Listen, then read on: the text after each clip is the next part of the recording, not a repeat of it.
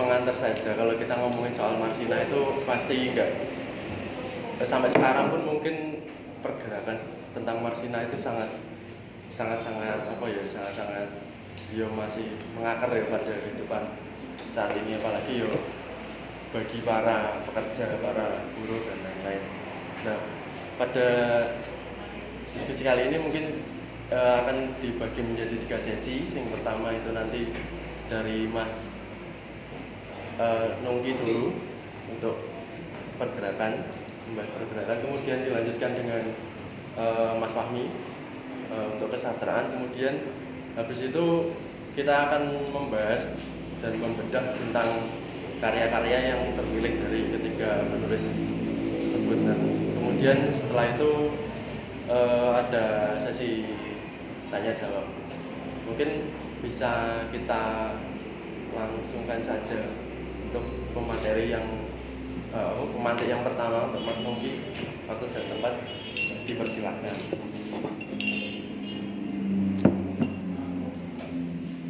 Terima kasih untuk Laksana Raya dan teman-teman komunitas yang hadir di acara ini.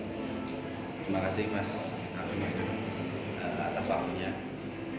Kurang banter, rada tak banternya. Sebelum masuk dalam diskusi kita atau saya mencoba untuk merefleksikan bagaimana Marsina sampai detik hari ini, saya meminta sedikit waktu teman-teman untuk kita menyampaikan rasa hormat kita kepada Marsina. Untuk teman-teman yang Muslim bisa mengirimkan Al-Fatihah, untuk yang non Muslim bisa berdoa menurut agama dan budaya masing-masing.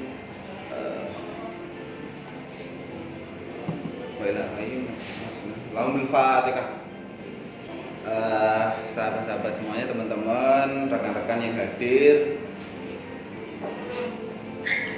untuk memulai 56 tahun Marsina, pembicaraan atau saya mencoba untuk mengajak teman-teman merefleksikan Marsina sampai detik ini.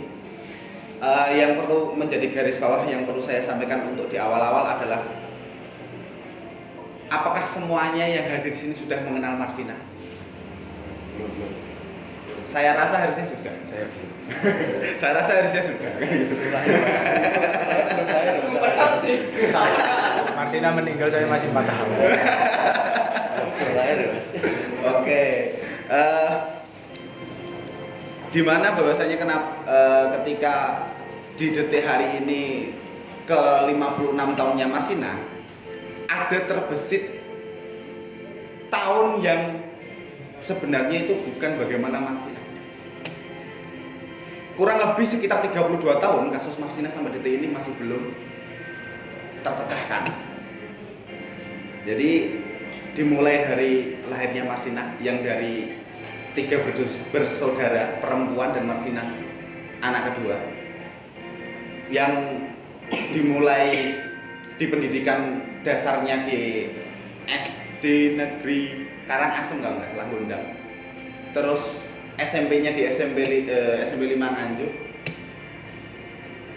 SMA-nya di Semang, SMA Muhammadiyah Nganjuk.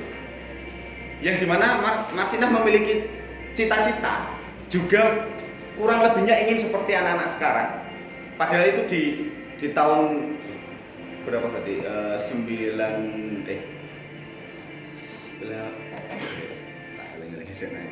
Di kurang lebihnya 92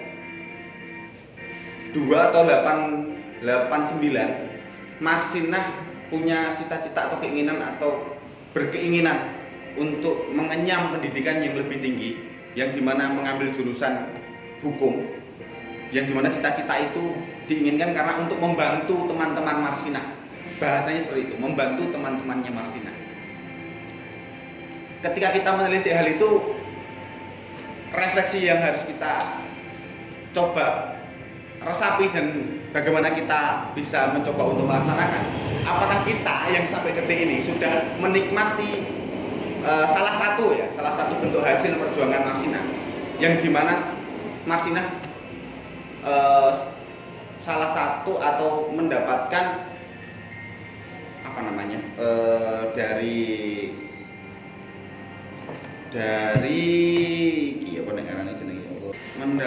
mendapatkan sertifikat sebagai pejuang hak asasi manusia dari organisasi atau komunitas internasional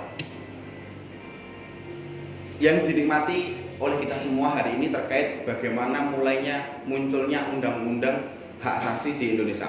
Bahkan ketika 1 bulan sebelum ditemukannya jasad atau mayat Marsina, Presiden Soeharto pada waktu itu datang atau hadir atau mengikuti pertemuan pembahasan peraturan hak asasi manusia yang dimana itu dulu dikeluarkan oleh PBB dan dibahas di Thailand.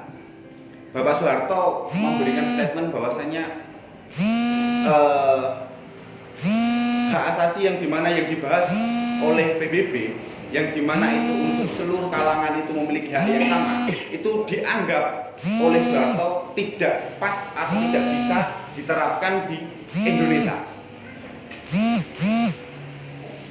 Dan maka terus pasca 1 bulannya itu ditemukanlah jasad Marsina dengan segala proses yang dimulai dari gerakan buruh Marsinah, yang dimulai dari munculnya pergub di tahun 1991 kalau nggak salah, pergubnya yang dimana itu mengatur terkait peningkatan kalau sekarang itu bahasanya UMR atau UMK, yang awalnya dari 1000 berapa naik menjadi 20% menjadi sekitar kurang lebihnya 2000-an per bulan. Sekarang sudah berapa di Surabaya atau di Sidoarjo UMK atau UMR-nya? 4,4 kalau nggak salah. Jauh sekali. Dengan 32 tahun kasusnya yang belum terpecahkan dan 56 tahun usia Marsinah kalau kita masih, atau Mbak Marsinah lah, biar kita tetap masih hormat sama Marsinah. Nah, bagaimana kalau kita melihat situasi sekarang yang dimana Nganjuk per hari ini, kita coba kerucutkan di Nganjuk, sudah menjadi salah satu calon daerah industri terbesar di Jawa Timur. Calon ya. Karena kalau di Nganjuk sendiri oleh pemerintahan kabupatennya bahkan sampai dibuatkan, kalau dulu Marsinah berangkat di salah satu kawasan industri rumput, kalau di Nganjuk disebutnya King, kawasan industri Nganjuk sekarang ini. Kurang lebihnya, Mas King, kurang lebihnya wilayah industri Nganjuk itu mulai dari daerah Rejoso ke utara sampai ke timur. Kalau kita tahu berarti paling ujungnya timur yang paling utara Jatikalen. Bisa dilihat ada beberapa pabrik-pabrik besar yang sudah masuk di sana dan beroperasi dan dinikmati hasilnya oleh daerah kita Nganjuk. Ada yang dari luar Nganjuk? Saya. Oke, siap. Nah, bahkan ketika menelisik lagi di dekat-dekat waktu ini, yang dimana kegiatan Hari Buruh atau 1 Mei yang selalu diperingati oleh teman-teman buruh atau mungkin sekitar atau teman-teman aktivis di lingkungan yang dekat dengan makamnya Marsinah, diadakan mungkin ziarah dan lain sebagainya, terus aksi dan lain sebagainya. Seingat saya, bupati pertama yang mencoba untuk mengangkat sosok Mbak Marsinah ini dan sampai mengadakan ibaratnya tabur bunga di makamnya, seingat saya adalah bupati yang kemarin yang barusan selesai dari pondok pesantrennya, Mas Novi. Makanya bisa dicek setiap tanggal 1 itu sudah difasilitasi di makamnya Marsinah itu selalu ada tenda besar BPBD kalau nggak salah. Nah, yang dimana ketika itu sudah ibaratnya direspon oleh bupati, namun perda terkait bagaimana industri itu memberi pengaruh terhadap daerah atau masyarakat, itu masih sampai detik ini masih belum selesai. Namanya perda apa Mas ning arane jenenge sing digawe terkait pengalokasian anggaran untuk pemberdayaan masyarakat ini jenenge apa lali?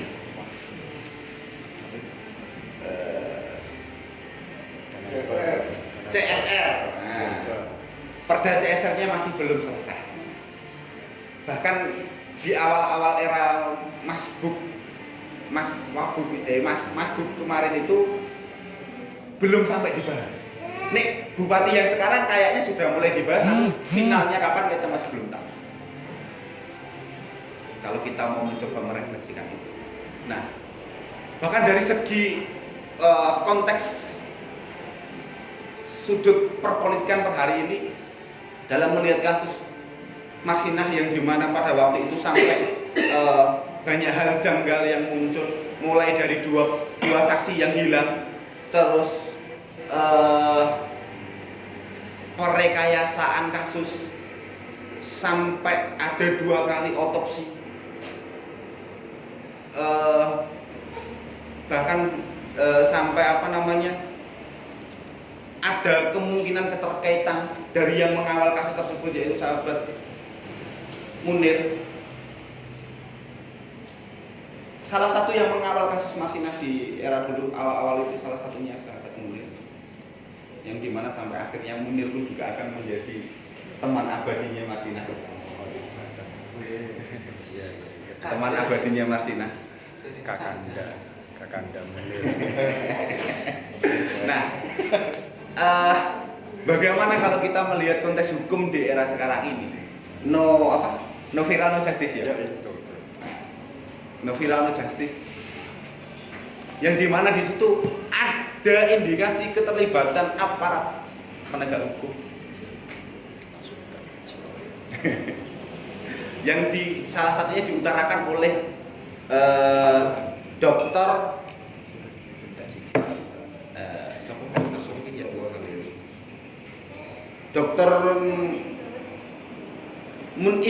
Dokter Munim di otopsi kedua Marsinah itu, yang awalnya diduga Marsinah diisukan meninggalnya karena ada cinta segitiga, padahal Marsinah nggak pernah pacaran, terus atau nggak punya pacar, terus diisukan Marsinah ada urusan terkait perebutan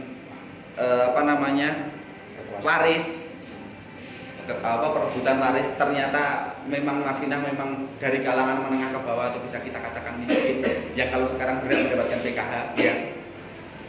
Terus ternyata di salah satu BAP, bahkan dari yang sempat dijadikan tersangka dari 9 atau 8 orang di perusahaan tersebut, ternyata itu kan juga ada tindakan-tindakan yang membuat mereka harus mengakui yang bukan melakukan itu. Apakah benar dan salah, kita juga masih mencari tahu hal itu.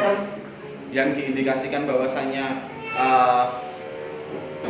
ternyata ada kemungkinan tembakan dari pistol. Di era itu yang punya pistol siapa? Pertanyaannya kan seperti itu. Karena di era itu surveillance-nya luar biasa. Seluruh kegiatan masyarakat itu selalu dibatasi. Misalnya perserikatan buruh cuma ada 1. Terus pokoknya urusan komunitas atau kumpulan-kumpulan masyarakat itu selalu harus ada 1. Dan itu semuanya dari pihak pemerintah. Nah, enak sekarang kita yang gimana, kita sekarang kayak gini. Tapi sekarang kita kan juga mencoba untuk bagaimana melahirkan Marsinah-Marsinah yang baru. Nah, bagaimana? Apakah ada yang ingin menjadi Marsinah yang baru? Pertanyaan seperti itu. Kalau kita melihat di era sekarang, apalagi kita juga orang Nganjuk sendiri, maka jadilah Marsinah-Marsinah atas dirimu sendiri. Semampunya kita untuk bisa menjadi Marsinah. Jadi kurang lebihnya itu dulu lah, nanti kita lanjut untuk sesi berikutnya. Rasa dulu tuh. Boleh. Wes sih. Tambahnya enggak? Mau tambahan nggak? Wis ngono sik. Nek tak tambahi dua ring kok. Jendel dulu. Oke, berarti kita lanjut dulu ke Mas Fahmi dulu ya. Oke. Habis itu nanti ada sesi lagi. Monggo Mas Fahmi. Terima kasih Mas Habibanya. Assalamualaikum warahmatullahi wabarakatuh. Waalaikumsalam. Buat teman-teman perkenalkan nama saya Fahmi. Yang pasti ketika tadi mendengar prolog awalnya Mas Nungki, apakah teman-teman ada yang sudah mengenal Marsina? Saya kalau boleh jujur, saya pun belum mengenal Marsina. Saya secara jujur, saya belum mengenal Marsina, dan ketika teman-teman Sasana Raya ngajak ngobrol buat ngobrolin Marsina 56 tahun Marsina ini, akhirnya nyoba kenal. Dalam kepala saya, Marsina hanya sebagai simbol perlawanan buruh dan tidak lebih. Kalau mengingat beberapa waktu lalu Rocky Gerung ngomong, saya tidak menemukan pemikiran Marsina, maka yang diperjuangkan apa?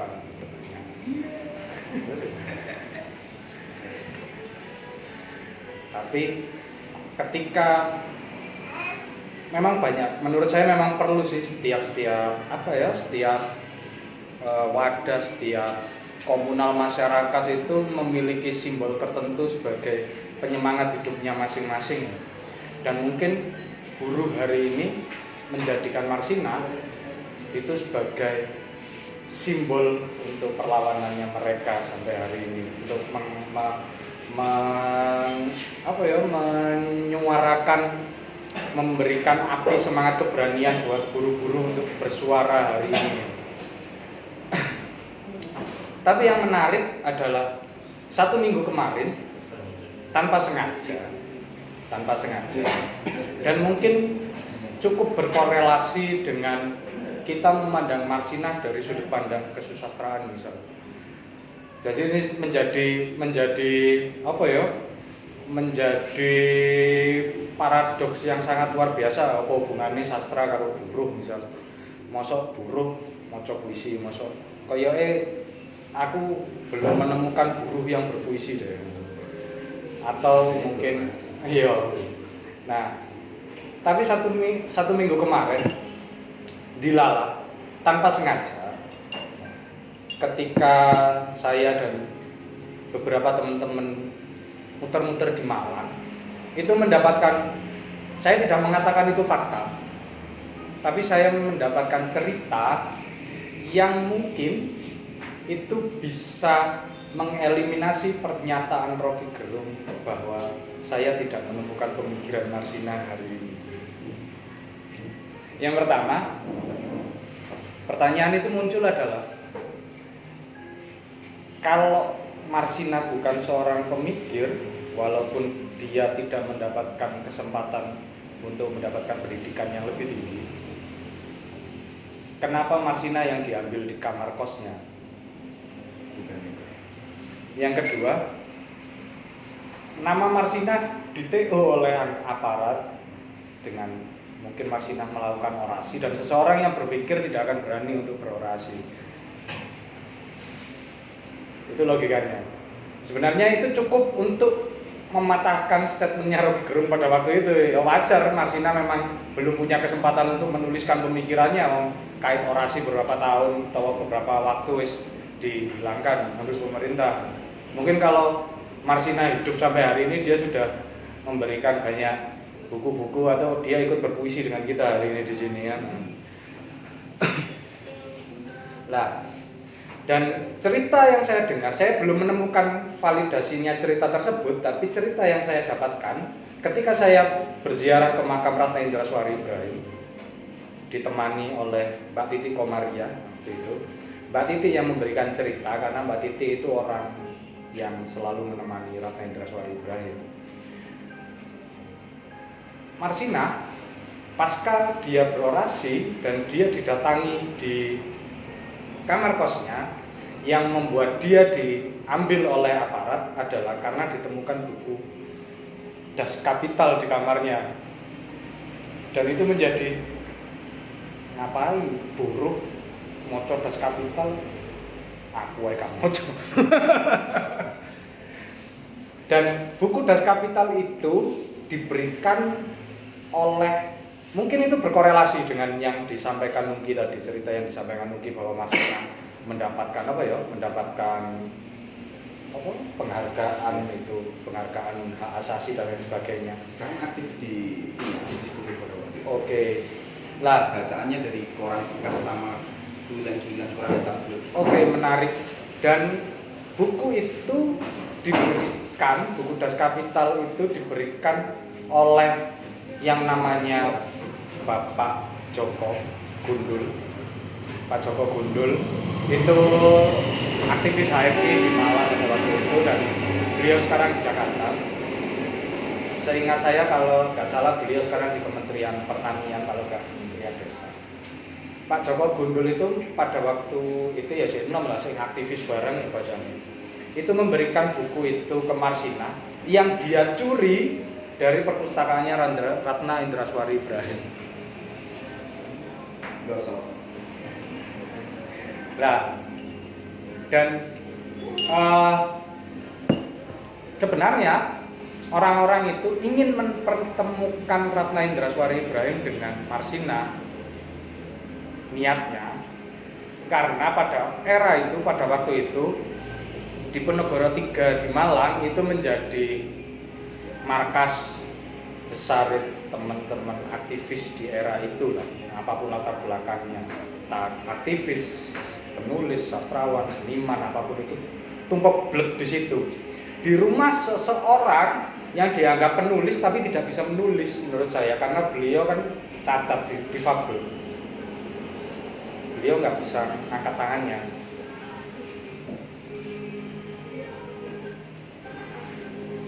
Jadi pengen dipertemukan dengan Marsina, Ratna Indraswari, tapi keburu Marsina diambil. Saya tidak tahu, saya belum memvalidasi itu, belum bertanya langsung kepada Pak Joko Gundul dan lain sebagainya untuk memvalidasi benar enggaknya itu. Tapi menjadi cukup make sense ketika itu kita cari benang merahnya dari pertanyaan awal, ngapain Marsina yang diambil kalau memang dia bukan pemikir? Ngapain Marsina yang dihilangkan? Ngapain Marsina yang disengaja disiksa secara kejam seperti itu, dimatikan secara kejam seperti itu?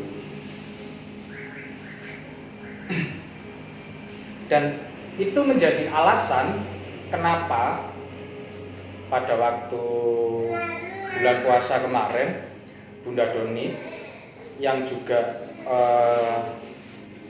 orang ring satunya Ratna Indraswari Ibrahim, ketika mengunjungi kita di Kertosono, beliau minta aku terni nang makamnya Marsina. Ya wes lah, wes. Kita antarkan aja. Terus juga pesen tolong rodo-rodo sering nyambangi. Bagi saya awalnya ngapain? Maksudnya jika saya berorientasi bahwa oke lah, kalau kita hidup dari era solidaritas, kita kan sekarang bersandar pada solidaritas. Apapun yang kita lakukan bersandar pada solidaritas. Walaupun kita tidak memiliki latar belakang yang sama, tapi atas dasar solidaritas kemanusiaan kita seolah-olah melangkah bareng-bareng. Nah, jadi mungkin teman-teman yang mungkin lebih mengenal Marsina, karena saya secara pribadi memang tidak mengenal Marsina, selain beliau adalah simbol perlawanan buruh. Tapi ketika saya mendengarkan cerita yang tidak sengaja saya dapatkan itu, berarti ada kemungkinan bahwa spirit masyarakat Nganjuk ke arah hal-hal yang humanis, ke arah hal-hal yang melawan. Atau Nganjuk punya modal besar, punya genetika itu mungkin karena kita tidak bisa memastikan itu langsung kan. Selain kita sendiri yang menunjukkan itu ya. Masih belum tentu. Gitu teman-teman. Dan apa yang dilakukan oleh, apa yang dikerjakan oleh teman-teman Sasana Raya dengan Pranala hari ini itu bisa menjadi salah satu pijakan awal, step awal buat kita lebih mengenal Marsina, atau mungkin teman-teman nanti bisa mengangkat tokoh-tokoh yang bisa ditemukan teman-teman yang lainnya dari Nganjuk untuk kita ulas pemikirannya, kita ulas arah gerakannya, kita bahas cara berpikirnya bersama-sama, dan semoga bisa menjadi spirit bahwa Marsina tidak selesai di usia 24 tahun. Mungkin itu sih, karena kalau dari sisi bahasanya Lawijan ketika kemarin ngobrol sama saya, dari sudut pandang sastra piye Mas? Wah, dari sudut pandang sastra ya Marsina ya ora ono apa ya? Teks atau apapun terkait pemikiran, walaupun dia belum berkarya tapi pemikirannya ya apa dan sebagainya kita nggak pahami itu. Tapi karena efek cerita itu, wah Marsina ternyata Marxis banget. Sampai mau Das Kapital Marxis banget di Marsina gendengnya. Dan mungkin teman-teman bisa mengolah itu menjadi hal-hal baru yang bisa dibuat karya selain berpuisi hari ini. Gitu teman-teman. Dan semoga bisa menjadi spirit yang cukup besar untuk bahasa yang tidak pernah habis-habisnya saya ucapkan ya, bahasa menjaga apinya Marsina untuk tetap hidup. Tidak hanya dia berhenti di 24 tahun hidupnya, tidak hanya dia berhenti di 56 tahun semangatnya hari ini, tapi dia akan terus hidup sampai kapanpun dengan teman-teman yang secara kolektif, secara bersama-sama menghidupkan itu bersama-sama. Mungkin pengantarnya itu aja ya, karena tadi didilannya sama Nungki itu 10 menitan, ternyata Nungki itu 16 menit saya hitung. Ternyata dia lebih menggebu-gebu untuk menceritakan Marsina secara latar belakang ya. Atau mungkin Nungki mau nambahin lagi ya. Nungki mau nambahin lagi terkait itu. Tapi yang pasti mungkin teman-teman bisa tertarik untuk mencari data yang lebih valid terkait ternyata statement misal ada sosok pemikir Indonesia yang mengatakan tidak menemukan pemikirannya Marsina dan lain sebagainya, tapi dengan cerita itu kita bisa ada bahan untuk mengulik itu lebih jauh lagi. Dan kalau itu benar mungkin bisa jadi karya nih teman-teman yang bisa diangkat, bahwa sebuah karya bisa dihidupkan. Akan sangat keren ketika teman-teman bisa mengangkat itu menjadi sebuah karya yang lebih utuh dan lebih dalam. Mungkin itu dulu dari saya. Terima kasih. Assalamualaikum warahmatullahi wabarakatuh. Waalaikumsalam.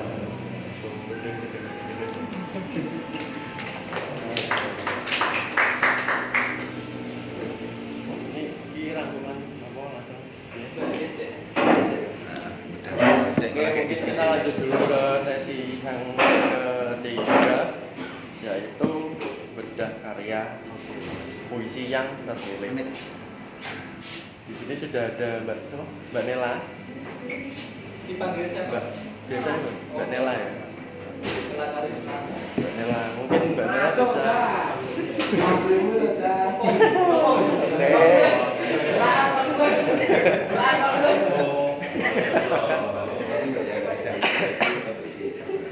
Mungkin Mbak Nela bisa memperkenalkan diri terlebih dahulu. Berdiri juga apa? Ya, nggak apa-apa. Kuasai Mbak, monggo sikat. Atau diwoco Mbak, diwoco puisi ini. Oh enggak ya? Ya, nggak apa-apa. Monggo. Assalamualaikum warahmatullahi wabarakatuh. Selamat pagi semuanya. Perkenalkan, nama saya Nela. Saya bukan seorang guru, saya bukan seorang aktivis, dan juga saya bukan seorang penyintas. Di sini saya menulis puisi ini adalah untuk ya pertama juga untuk mengikuti lomba dari Sasana Raya, dan yang kedua adalah mewakili suara-suara orang yang tidak bisa menyuarakan suaranya lagi karena dirampas oleh negara. Selanjutnya terbelakang kenapa saya memilih dengan format kepenulisan ini, yaitu adalah sesuai dengan juknis. Kan di juknis menunjukkan dengan ada 4 kriteria tersebut, maka saya memilih latar belakangnya dan juga formatnya berupa puisi tipografi konvensional ya, tidak berupa bait-bait. Karena saya sendiri adalah orang yang kalau membaca bait-bait kadang saya ngantuk gitu, makanya saya memilih agar menarik untuk dibaca, makanya saya pilih menggunakan format CV atau kurikulum IT ini ya. Jadi kenapa sih ada double meaning? Jadi kalau di kurikulum IT kan menyuarakan dari dulu sempat nggak sih Marsina ini buat CV buat melamar kerja di pabrik pada tahun 1989 di pabrik pengemasan barang sebelum dia moving ke Surabaya ya, di PT CVS ya, di PT CVS. Terus kalau dia pakai CV nggak sih kira-kira? Kalau zaman dulu ada nggak gitu? Nah, formatnya seperti itu. Kalau teman-teman sendiri bisa lihat di apa ini namanya, di puisi punya saya ini mungkin sepintas tidak akan terlihat seperti puisi, tapi kayak seperti mungkin ini adalah rekaman singkat yang berupa berisi sarkas. Kayaknya ini lebih banyak sarkasnya karena saya mengangkat tema puisi beling ya kak ya. Terus dari situ di sini saya tuliskan di judulnya kurikulum IT Marsinah SH. Kenapa saya ngambil SH? Di sini SH itu bukan sarjana hukum, walaupun dulu cita-citanya kan Marsinah kan ingin dihukum seperti yang dikatakan oleh Mas Fahmi sama Mas Sunggi. Nah, terus di sini saya juga mengurungi dan judulnya itu adalah sarjana hakikat kuadrat huruf gitu. Hakikat itu apa sih hurufnya? Terus ini perlu dibaca nggak ya? Dibaca nggak apa-apa mbak. Langsung dijelaskan aja. Dibaca biasa aja. Biasa aja. Akhirnya saya aja ya. Iya. Oke, jadi biar tahu kenapa ini kok ada nomor telepon dan sebagainya. Jadi di sini pertama kalau boleh dibacakan mungkin nadanya akan seperti ini, nomor telepon 08 05 1993. Itu adalah merupakan tanggal di mana Marsinah ditemukan dalam keadaan tewas. Lalu di strip ada 0816. 0816 itu adalah kode. Kalau teman-teman mungkin bisa googling 0816 kodim itu kode mana? Kode mana?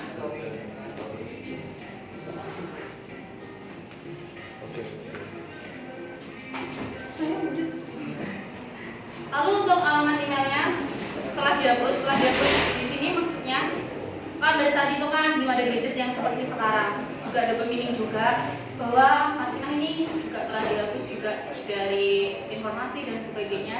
Tidak banyak diketahui informasi selain yang mungkin dari katanya telah dijelaskan oleh Bang Fahmi tadi, benar kan? Tidak ada yang valid mengenai Marsinah sampai seutuhnya detailnya kecuali katanya, karena sebagian besar tentang biografi dirinya tuh saya cari di jurnal-jurnal itu juga tidak, iya beda-beda, banyak versi juga.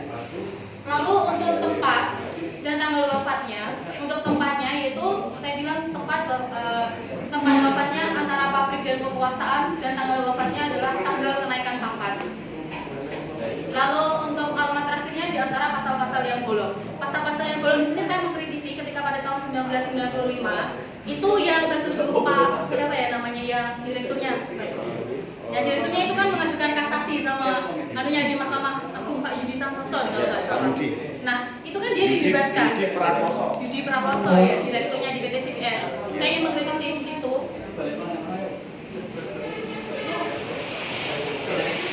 Lalu di sini saya akan membacakan tentang riwayat pendidikan. Sekolah Dasar Negeri 1700 Sidoarjo, Sekolah Menengah Pertama 2250 Nganjuk, SLTA Seragam Loreng Tutup Aib.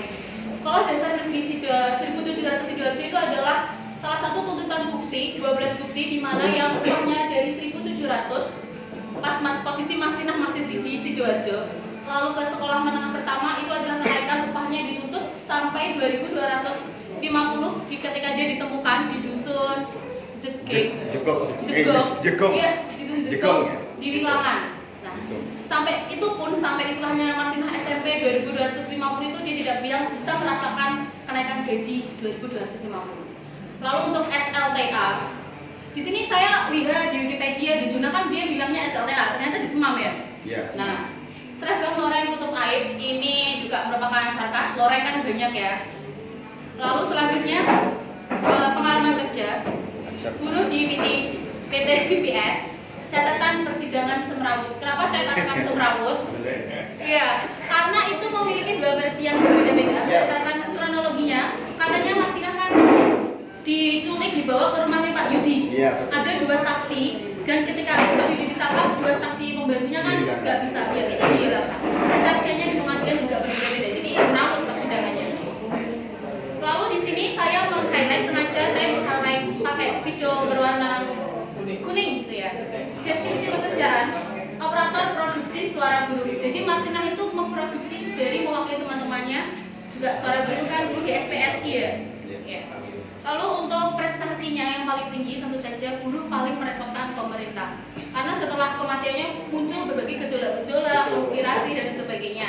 Muncul saling tuduh dari aparat dari militer ke kepolisian dilemparkan lagi ke militer dan sebagainya. Keterampilan kerja, protes dengan gaya gedor lebih nyaring dari debat kusir anggota dewan. Di sini saya mungkin mengkritisi atau sedikit menyentil. Suara Marsina saja mampu menembus. Kalau dulu dia itu sampai perhatiannya di ILO, International Labour Organization juga kan, sampai keluar negeri dikritisi. Dan itu banyak jurnal Inggris yang saya baca juga itu juga mengkritisi dari kasusnya Marsina ini. Lebih penting daripada godok pasal-pasal di DPR yang kadang nggak masuk akal gitu kan. Lalu ada analisis kondisi pabrik setajam audit BPK yang diabaikan. Saya akan dengan pekerjaan saya ada sedikit korelasinya juga tentang efisiensi anggaran. Kan auditnya juga kadang nggak jelas seperti itu. Saya ingin mesarkasnya di bagian situ. Lalu selanjutnya keterampilan kerjanya, kemampuan menghilang dari radar represi negara olah-olah, republik olah-olah. Kenapa saya mengatakan negara republik olah-olah? Maksudnya seperti apa? Semua di sini sistem bisa diolah, baik dari sistem diangkat menjadi pegawai negeri sipil, P3K dan sebagainya. Saya ingin mengkritik seperti itu. Karena untuk menjadi abdi negara, saya rasa itu kayaknya dipersulit gitu, hanya orang-orang tertentu gitu. Contohnya seperti itu. Lalu di sini saya menutupnya dengan status pekerjaan terakhir, yaitu dihapus dari daftar hadir, tetapi ditulis dalam sejarah. Maksudnya daftar hadir, kalau saya mengkorelasikannya dengan daftar hadir yang di pabrik. Dulu saya pernah sempat sebelum saya kuliah, saya kerja di pabrik di sini, pabrik apa ini? Lotus. Di Lotus saya sempat bekerja selama 2 minggu. Jadi sedikit enggaknya, saya kan waktu itu masih lulus SMA sambil menunggu waktu masuk kuliah, saya iseng ikut teman saya daftar di pabrik. Di pabrik Lotus itu saya bekerja selama 2 minggu dan bukan punya orang Indonesia. Jadi di situ saya merasakan diceritani kalau dulu istilahnya mbak-mbak, ibu-ibu yang di pabrik. Capeknya menjadi produksi seperti apa? Dulu produksi di pabrik itu saya berdiri, capeknya nggak kira-kira memasukkan benang dari mesin satu ke mesin lain, mesin satu ke mesin lain. Dengan gaji yang waktu itu bisa dikatakan ya lumayan, tapi sesuai dengan capek dan mentalnya. Makanya saya kenapa ingin ikut puisi Marsina ini karena ada korelasinya dengan diri saya yang pernah menjadi kasarnya buruh pabrik walaupun 2 minggu. Karena saya nggak kuat waktu itu. Terus sekarang juga udah masuk kuliah. Terus selanjutnya di sini saya juga menulis private and confidential, yaitu adalah arsip yang privasi, tidak semua orang bisa membaca. Adakah di sini yang pernah menemukan riwayat utuhnya milik almarhumah Marsina? Belum ada kan teman-teman? Kenapa saya seperti mengerti ini? Dan lalu ditutup dengan ini, aku Prameswari menyalakan kembali suara yang pernah dibungkam. Prameswari adalah nama pena saya. Sebenarnya saya juga agak kaget kenapa kok tahu nama lengkap saya. Saya kan menulisnya di Google Form kan Prameswari, bukan nama lengkap sebenarnya. Terus lalu untuk desainnya sendiri, di sini saya menggunakan Canva karena saya ya biar terlihat seperti CV aja, dan kurang lebihnya seperti itu. Lalu untuk mungkin puisi saya ini tidak akan pernah masuk di majalah HRD, tetapi saya harap ini akan masuk di hati kita semua sebagai para pembaca. Lalu terkadang kata tidak itu bisa menjadi bentuk perlawanan, dan kata tidak itu adalah Marsina itu sendiri, kata tidak yang indah dari Marsina yang keluar dari dalam diri seorang buruh perempuan. Oke, mungkin itu saja yang saya dapat sampaikan. Kurang lebihnya, wassalamualaikum warahmatullahi wabarakatuh.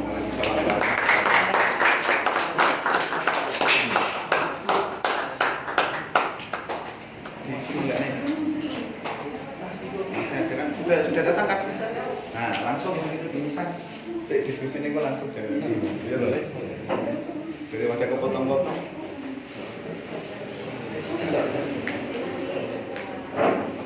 Saya nggak tahu ya. Oh, Sebenarnya itu Mbak. Iya. Kamu nggak suruh masak? Nggak mau.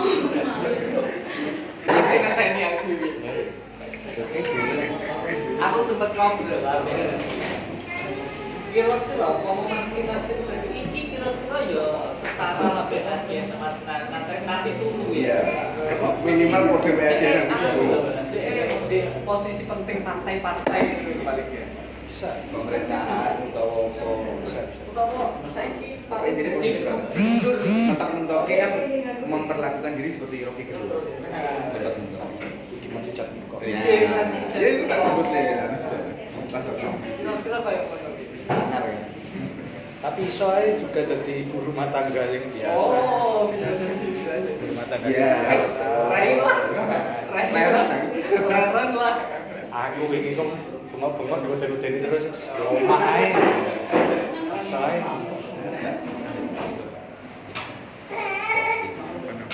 Anu, kan di file ini kan tercantum sebagai Ini kan PDF.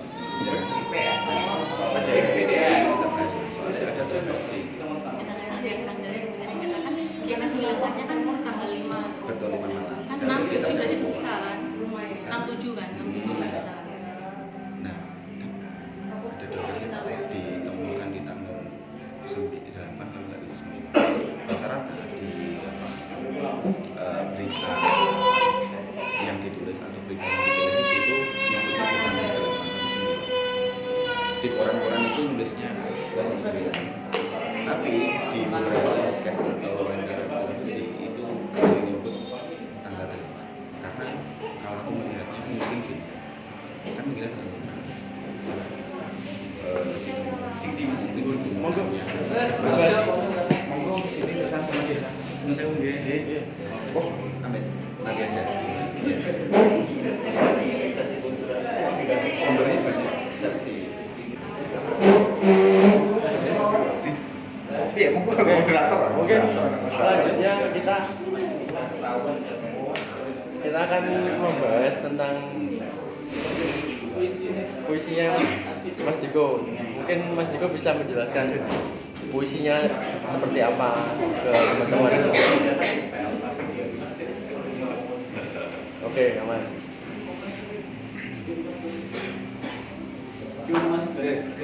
Jadi Mas Diko bisa menjelaskan puisinya kepada teman-teman seperti apa. Dan juga Sekalian bisa dibacakan juga nggak apa-apa. Monggo, bebas. Assalamualaikum warahmatullahi Waalaikumsalam warahmatullahi wabarakatuh. Agak terasa coba enggak ini. Oh iya.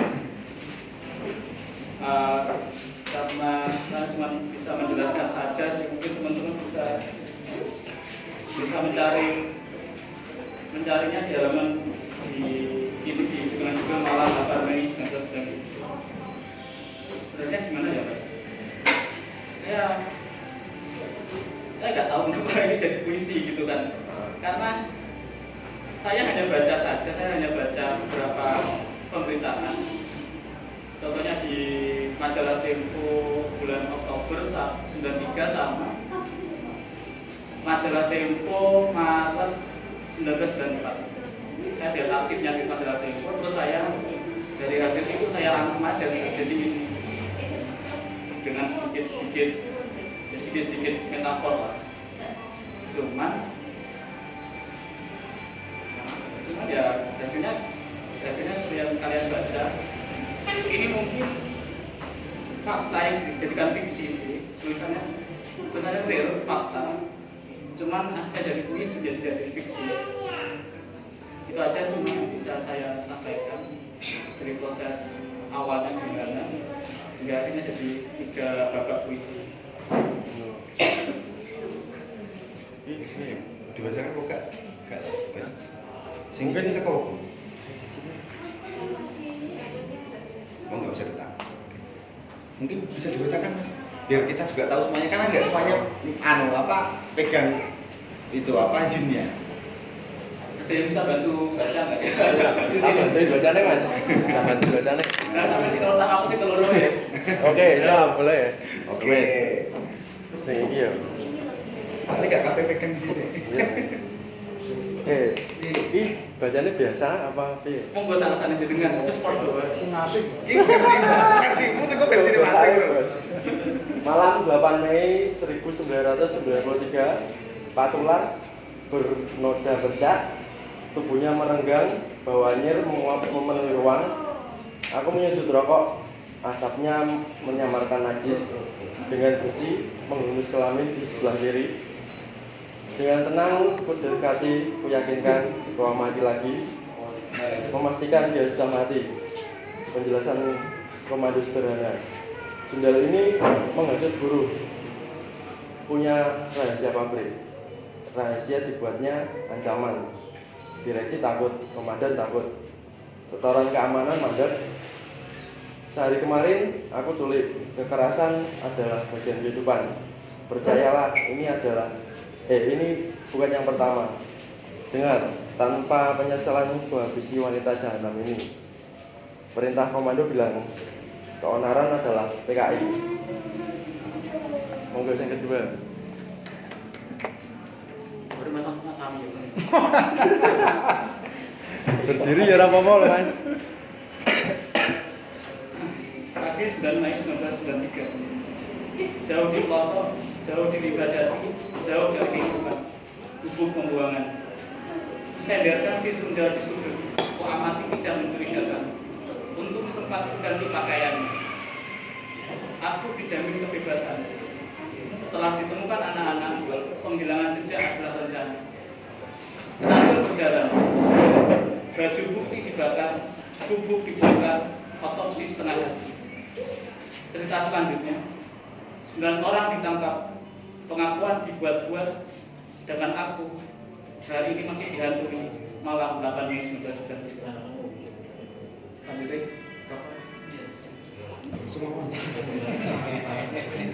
Bebas. malam 3 Mei 1995, 9 pelaku bebas. Hakim mengakui mereka bukan pelaku. Memang bukan. Semuanya skenario dalam. Aku menata diriku. Foto keluarga, anak perempuan memeluk ayahnya. Setiap malam tampak normal. Jeritan dan rintian si Sundal berisi muak pikiran. Wajahnya tak pernah hilang. Sundal sialan masih menatapku.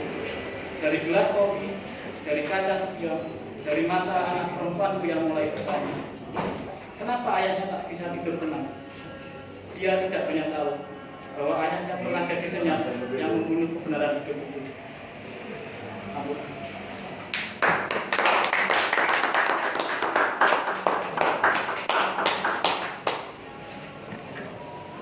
Mas dikono tok ya. Iya, sing siji berhasil hadir.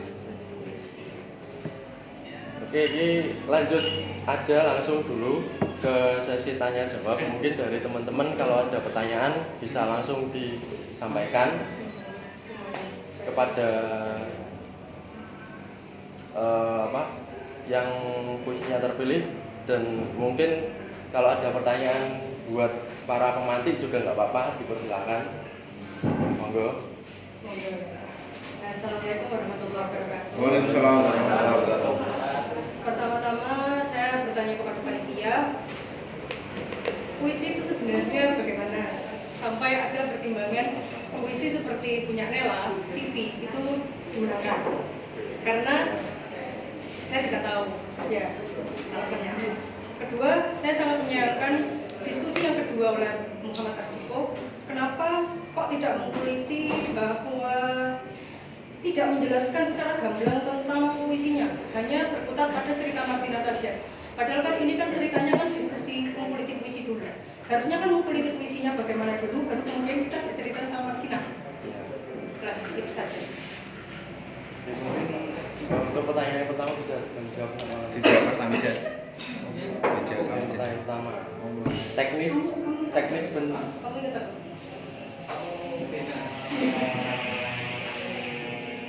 Ya, saya mencoba menjawab pertanyaannya Mbak Bina. terkait bagaimana visi. Mungkin karena memang teman-teman Sasana membuat apa ya, kriteria puisi yang non konvensional itu ya, non konvensional, terus menarik secara tekstual dan non tekstual, menarik secara visual, terus kemudian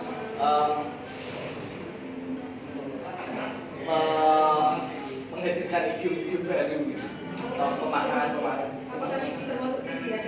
Nah, sebenarnya sudah di Cuklan Cuknis itu sudah diterapkan referensi puisi-puisinya adalah referensi dari siapa namanya? Danato. Terus siapa itu yang orang luar negeri itu yang sebenarnya itu bukan tidak terlihat teks. Terus tapi kayak kelihatan itu saya lihat, saya mengetahui itu dari bukunya Afrizal Maulana. Ngerti Afrizal Maulana? Jadi ada gitu kan? Ya, Afrizal Maulana ini seorang apa diarani sastrawan ya, atau budayawan, seorang teatrawan, dramawan dan seterusnya itulah. Bahkan di Jumat Juknis sepertinya juga tertera referensinya Afrizal Maulana juga. Bukan, berarti gini, ada. Ada. Jadi ada referensi-referensi yang dipakai yang bisa dijadikan rujukan buat peserta yang mau terlibat. Maaf, masalah menjadikan peserta, tapi saya bertanya masalah menjadi sendiri. Kalau ada ya. Kalau ada ya. Cukup sampai sini. Oke. Kemudian pertanyaan kedua gimana ya? Apa lagi? Oh, Mas, saya peserta ya. Terkait dengan ini puisi modern. Saya oke aja, saya senang aja karena puisi modern di sastra Indonesia saya itu sulit untuk maksudnya di genre-genre. Ada sebuah gambar sangkar dan titik itu ada, saya pernah baca. Itu bisa jadi puisi, bisa jadi gambar. Ya, itu siapa yang Menerjemahkan. saya karya saya ini saya sebut puisi, yang gambar silakan. Ya. Kayak ini sama, menurut saya ketika kita ngomong puisi modern, ini saya ngomong puisi modern, memang seperti ini, seperti ini. Ya.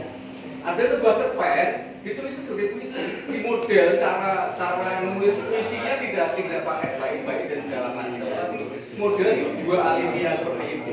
Ya. Ada loh puisi yang panjangnya kayak itu juga ada. Jadi menurut saya kalau siapa tadi pakai aturan-aturan dalam puisi yang mana atau yang apa mungkin, atau puisi karena ikut aliran mana mungkin tidak akan ketemu. Tapi menurut saya kalau saya ini kan ranahnya terbatas sekali kan.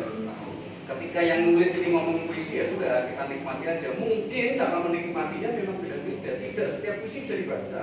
Ya. Ya, tidak setiap puisi bisa dibaca. Dan kalau ini ngomong coba ada sebuah gambar itu dia ngomongnya itu puisi, tapi padahal itu sebuah gambar. Tapi dia ngomongnya puisi. Nah, menurut saya dari sisi teknis berat yang menuliskan dia ngomong puisi ya. Cuma yang dari Mas tadi, kalau saya dari penulisan, terima kasih sudah diprosakan. Menurut saya tadi Pak Prameswari kalau nama penanya saya juga lebih paham kenapa ada 0816 dan segala macam. Puisi itu kadang-kadang bisa dimaklumi, tidak diprosakan. Itu kan dia menjelaskan maksudnya. Kemudian yang puisi yang kedua, saya tidak ada judul jadi agak bingung juga. Tapi itu menarik karena ini dari sudut pandang yang berbeda-beda. Mungkin pada yang pertama itu orang yang lain, yang kedua orang lain juga, dan orang ketiga orang lain juga dari pelaku dari segala macam. Itu menurut saya menarik, bagus secara teknis pribadi subjektif saya karena satu puisi dari sudut pandang yang berbeda. Sudut pandang dari segi teknis ya dengan saya. Menurut saya menarik, puisi-puisinya menarik ketika dibacakan ulang mungkin dengan ternyata asik juga. Dan menurut saya itu aja. Terima kasih Mas. Atur nuwun. Atur nuwun. Ya. Jadi memang benar. Ya salah satunya siapa itu penyair? Saya lupa namanya, orang luar. Dia itu tercantum di bukunya Afrizal. Puisinya itu diminta oleh galeri untuk dipamerkan. Dia menolak dengan betul-betul. Dia tidak mau, pokoknya puisi-puisi saya tidak saya pamerkan karena ini bukanlah sebuah lukisan, bukanlah sebuah gambar. Ini adalah puisi. Padahal nek awake dhewe sing awam-awam ini ki Melihatnya gambar. apa iki? Urek-urekan gambar iki. Tapi dia bisa menarasikan, bisa memberikan pemahaman terkait itu gitu. Ya meskipun di dalam bukunya Afrizal tidak dijelaskan secara mendetail terkait itu, tapi karena di buku itu sebenarnya mengulas perihal performativitas, jadi dia memberikan singgungan-singgungan terkait performance, terus kemudian dengan drawing, dengan teks kayak gitu. Jadi perihal agenda ini dan mungkin puisi kontemporer dan seterusnya, kita bisa menarik ke wilayah pemahaman kontemporer atau seni-seni kontemporer di mana peleburan-peleburan itu terjadi, peleburan antara seni A dengan seni B itu dibentur-benturkan hingga melampaui pada batas-batas konvensional kayak gitu. Hingga pada akhirnya kita mendapatkan ambiguitas opo iki, bahkan sampai melewati batas antara seni dan bukan seni. Wong iso ngaran oh iki kudu seni. Kayak ngono. Anggaplah kembali kepada diri saya yang seorang performance, karya-karya saya cenderung tidak dianggap sebagai seni. Tapi saya menganggap itu adalah karya seni kayak gitu. Dan itu sah-sah saja gitu. Bahkan di beberapa karya saya bisa lebur dengan masyarakat di mana pada akhirnya batas antara seniman dan bukan seniman itu nggak ada. Malah bahkan saya sendiri bisa dianggap bukan seniman kayak gitu ketika karya itu sedang berlangsung kayak gitu. Ya, saya kira itu sih. Sampean kan dari seni musik ya? Bukan. Saya malah nggak ngerti musik. Kuliah kan kamu kan di Nangga. Ya, Ya. tapi saya Istilahnya kan bukan seni ya. Ya, seni. Dan aku penasaran dari kamu ya. Kira-kira menurutmu seni itu lebih baik dinikmati untuk diri sendiri atau bisa dinikmati oleh orang lain? Menurut pandangan kamu sendiri? Nah, ini malah murid aku malah. Mohon maaf. Kita juga menikmati kok. Saya pada akhirnya memiliki dua kaki kayak gitu. Bisa saya membuat karya untuk tujuan apa dan artinya tujuan yang untuk diri saya dan mungkin orang-orang secara eksklusif yang bisa menikmati, yang orang-orang sing ngakune inti kayak ngono dan saya membuat karya seni yang saya hadirkan ke masyarakat gitu. Jadi saya berpijak pada dua kaki itu. Siap berarti ya. Karena sebenarnya ya seni ini bergantung tujuannya mbok gawe apa kayak ngono. Kan kembali ke senimannya masing-masing. Sajane kowe iki gawe karya seni mbok gawe apa to? Kayak ngono. Saya kira itu sih. Lalu panitia sendiri gimana apakah ini semua yang di buku ini itu berarti semua orang yang kirim atau sudah dipilih? Semua. Bahkan ada beberapa panitia yang juga mencantumkan di situ. Karena memang sengaja semua puisi-puisi yang ingin dilibatkan dicetak di situ. Iya. Oke. Lalu kemudian untuk narasumber Mas Diko ya. Sebetulnya menurut saya kurang ketika Anda tadi hanya mengatakan kalau sebenarnya ini adalah puisi yang fiksi. Nah, itu menurut saya kurang dikuliti. Saya tidak mendapatkan apapun dari penjelasan Anda terkait dengan puisi yang Anda tulis. Padahal kan seharusnya kan kenapa Anda menggunakan sudut pandang ketiga? Kenapa Anda menggunakan metafor-metafor berupa anak perempuan dan lain-lain. Itu kenapa kok tidak dijelaskan? Padahal kan di sini kan kita temanya mengkuliti puisi. Gitu. Terima kasih. Terus jawab. Boleh pinjam sebentar? Saya hampir lupa yang saya tulis. Sebenarnya gini sih, ini puisi itu emang dari awal kita setelah riset itu rencananya itu memang mau dibuat untuk sudut pandang orang kedua. Kenapa sudut pandang orang kedua? Kalau saya ambil sudut pandang orang pertama pasti si Marsina sendiri ya, si tokoh inilah, kita tokoh yang kita bicarakan. Bisa di sudut pandang orang ketiga berarti orang kita yang menceritakannya lagi.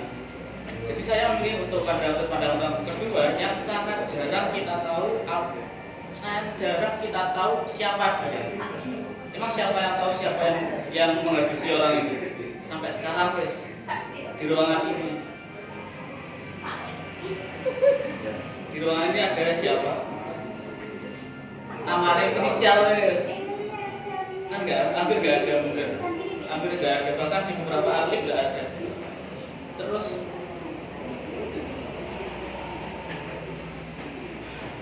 akhirnya dengan 9 pelaku yang utama yang diadili, mereka pun dibebaskan di 3 tahun setelah vonis.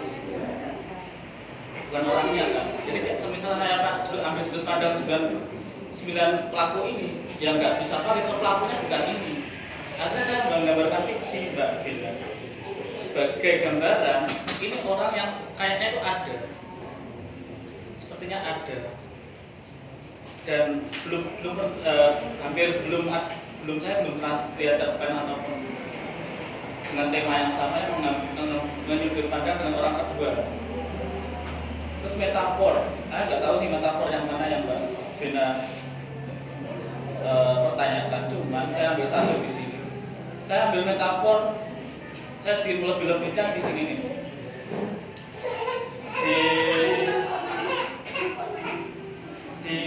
Di anaknya yang mulai kenapa ayahnya tak bisa tidur tenang. Saya mengambil ini untuk bicara puisi beremosi, emosi ini ya orang ya ini. Yang mengambil emosi di bawah itu buat emosi pembaca. Sama dengan kita yang masih bertanya-tanya, sama dengan kita yang masih mencari-cari bahwa tokoh kita yang terbicarakan masih jadi harus untuk kita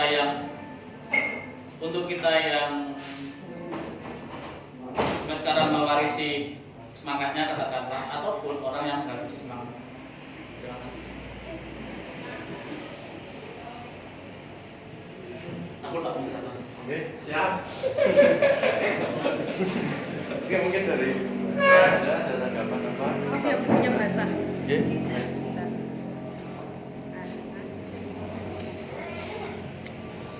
Lalu kenapa kok digunakan pembabakan 3 kali? Itu juga kan tidak dijelaskan. Kemudian kenapa kok kurang mengkuliti masnya kurang mengkuliti puisinya sendiri.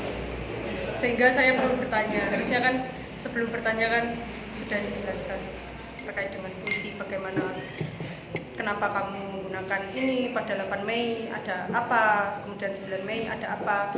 Bukan kan ini kan fiksi yang berkedok fakta karena.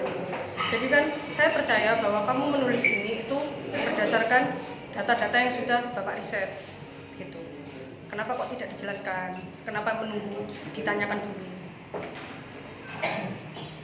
Gue langsung sikat bawah.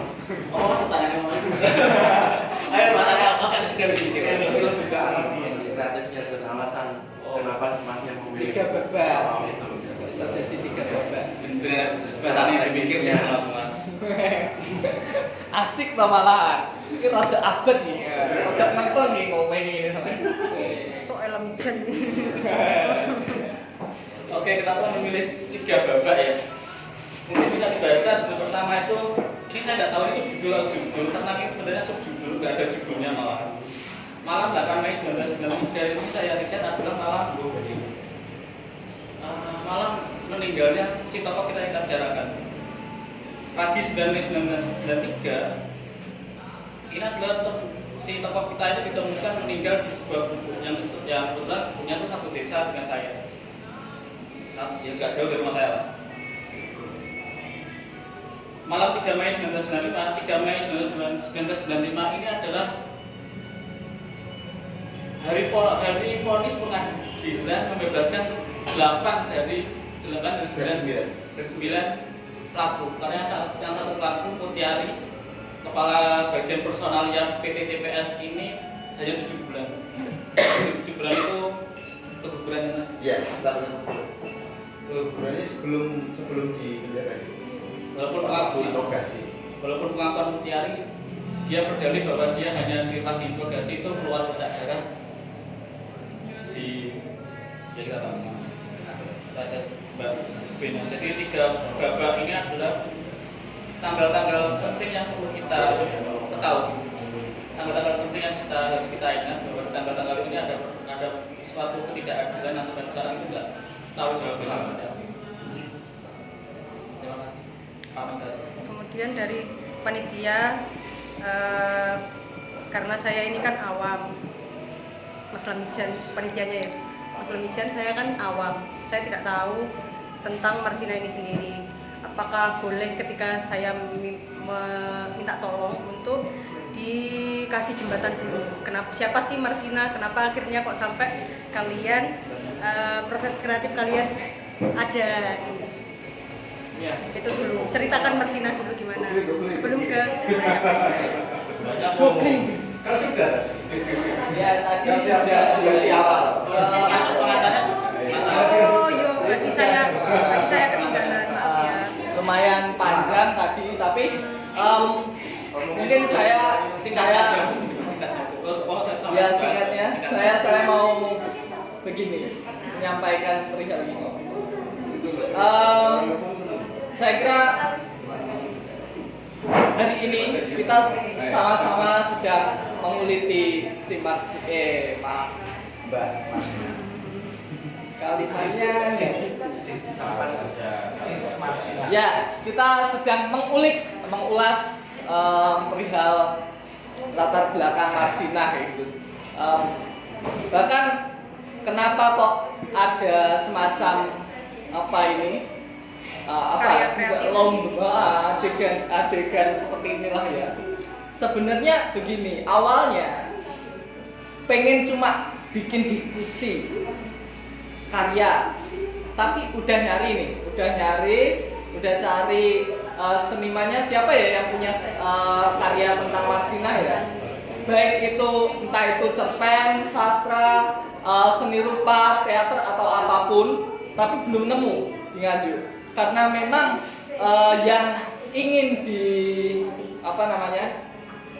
dikerjakan sama teman-teman Sasana Raya itu berputar pada kesenian, pemahaman dan kebudayaan gitu. Nah, akhirnya pengennya gandeng beberapa seniman-seniman gitu juga, terus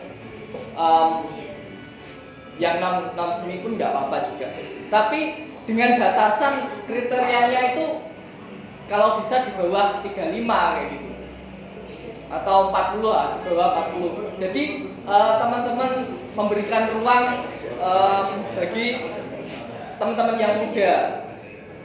Nah, ketika nggak nemu siapa ini senimannya, nggak nemu. Akhirnya begini aja.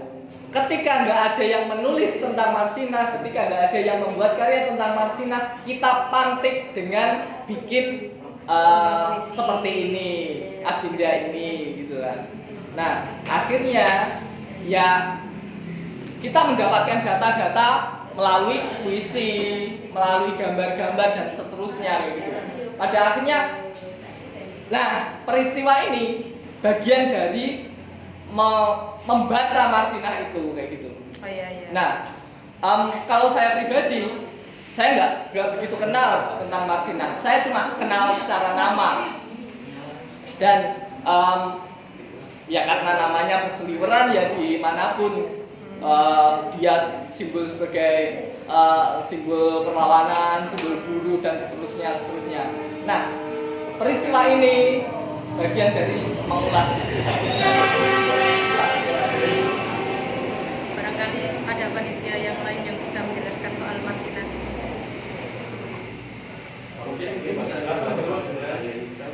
Kan begini, takutnya juga bukan takutnya ya, kayak contoh saya duduk di sini ingin mendengarkan tentang puisi mengkuliti puisi, tapi saya kan tidak paham siapa Marsinah, siapa itu, apalagi saya juga bukan orang maju asli. Benar. Makanya ini barangkali ada panitia, salah satu panitia yang bisa menjelaskan siapa itu Marsinah. Kita sedikit mundur lagi ke belakang. Nggak apa-apa ya, maaf ya. Ya, nggak apa-apa. Oh iya, silakan Mas. Soal pergerakan tadi. Oke. Kepengennya melihat Marsinah dari sudut pandang mana? Kalau pengen mengenal Marsinahnya dari sudut pandang mana?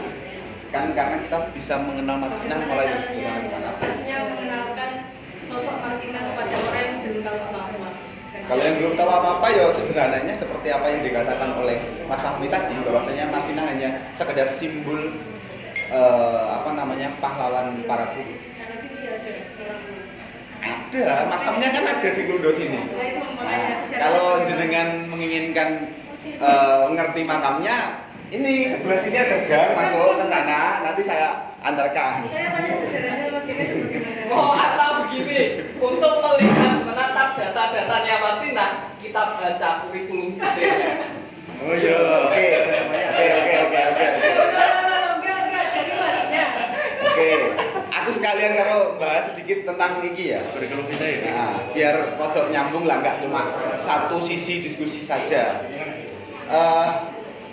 Yang tertera di sini ya, nomor telepon tadi, yaitu yang ditulis adalah terkait tanggal meninggalnya Marsinah, yaitu di 8 Mei 1993. Yang sebenarnya data 8 Mei ini pun itu sempat dikaburkan menjadi tanggal 9 Mei. Kalau tidak percaya bisa di-riset, banyak di koran-koran pada waktu itu yang dirilis dan di berita-berita itu tanggal 9, bukan tanggal 8. Nah, kenapa kok muncul tanggal 8? Salah satunya itu berdasarkan hasil otopsi sebenarnya. Salah satu dokter valid yang menguatkan kenapa tanggal 8.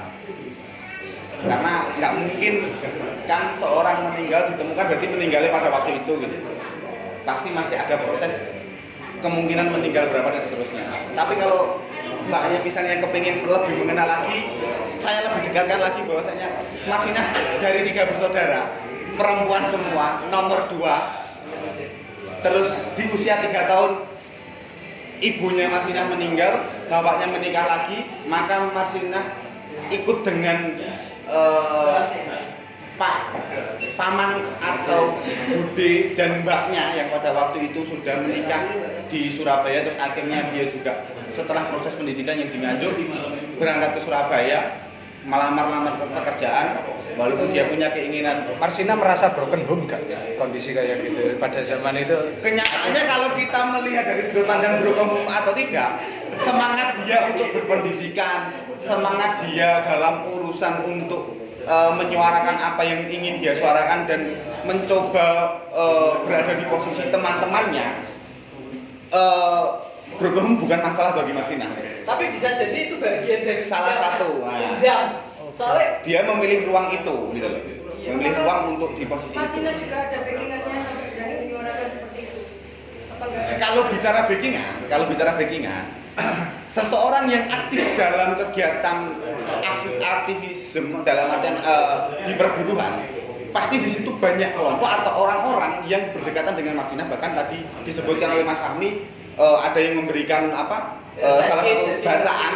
Nah, kemungkinan itu yang membuat spirit Marsinah merasa bahwa dia tidak takut. Bahkan ada salah satu data yang menyebutkan malam sebelum Marsinah menghilang di tanggal 5 pukul kurang lebihnya 10 malam, pertama ada yang dimana bahwasanya Marsinah itu dianggap sedang ingin mencari makan, tapi ada yang mendengar atau sempat dipamiti Marsinah ingin ke Surabaya menemui saudaranya yang pada waktu itu sebagai jaksa, kalau tidak salah, atau hakim. Berarti masih ada kerabat ya? Nah, karena kenapa kok Marsinah ingin menemui kerabatnya ini? Karena ingin namanya apa ya, memperjuangkan dari hasil demonstrasi sebelumnya yang sudah sepakat bahwasanya siapapun yang demonstrasi pada waktu itu tidak dipecat atau tidak dikeluarkan dari pabrik, tapi ternyata teman-temannya yang dikumpulkan di Kodim yang dikumpulkan di Kodim itu dipaksa untuk menandatangani surat pengunduran diri. Nah, kurang lebihnya seperti itu. Ada yang menyebutkan seperti itu. Kalau ingin lebih mengenal Marsina lebih detail lagi, ya itu panjang. Nah, bisa di riset banyak sekarang di podcast di YouTube. Nah, bisa diulik di situ. Bahkan di media masa lama yang mengundang salah satunya dokter yang mengotopsi kedua, bukan otopsi pertama ya. Otopsi pertama kan di RSUD Nganjuk yang dimana itu salah kaprah datanya, yang dibantah oleh dokter Munim Idris. Nah, itu sempat juga diwawancarai oleh Najwa Shihab yang di situ salah satunya dia memunculkan karya aku lupa nama karyanya, The Violet Popong. Nah, panjang ceritanya kalau kita bicara bagaimana kita mengenal Marsina, tapi kan yang namanya mengenal nggak harus dalam. Kita bisa mengenal dengan sederhana. Tapi kalau ingin mengenal lebih dalam, silakan kenali Marsina dengan cara Anda mendalami itu semua. Karena saya sendiri pun mengenal Marsina kurang lebihnya di tahun 2016. Mengenal Marsina maksudnya mengenal pertama kali ya di tahun 2016 ketika saya menginjak di pendidikan S1 awal saya. Jadi aku mau gak ngerti sapa kuwi Marsina. Terus aku ngerti nih saka beberapa cerita teman-teman yang ketika pada waktu itu mendengarkan lagu marginal yang berjudul judulnya apa lagi? Intinya dari lagu itu, bahkan pertama kali kalau kita bicara yang mengenalkan Marsina ke banyak orang sebelum ibaratnya viral terkait kasus atau pada waktu itu meledak kasusnya Marsina ya salah satunya marginal melalui lagunya. Judul Marsina ya? Iya, Marsina apa lah lihat saya. Judul Marsina ya? Kalau kenal lah. Nama Marsina diambil dari Marsina. Nah, sebelum itu Marsina memakai nama anti abri. Nah, Anti militer.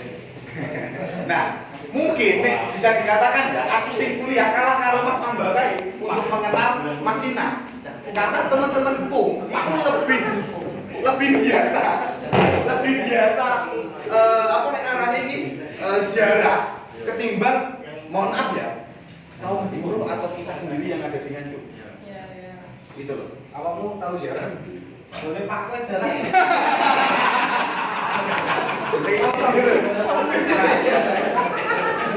Jadi salah satunya itu ya, kalau kita ibaratnya mau bicara Marsina, tak sampaikan lagi ya.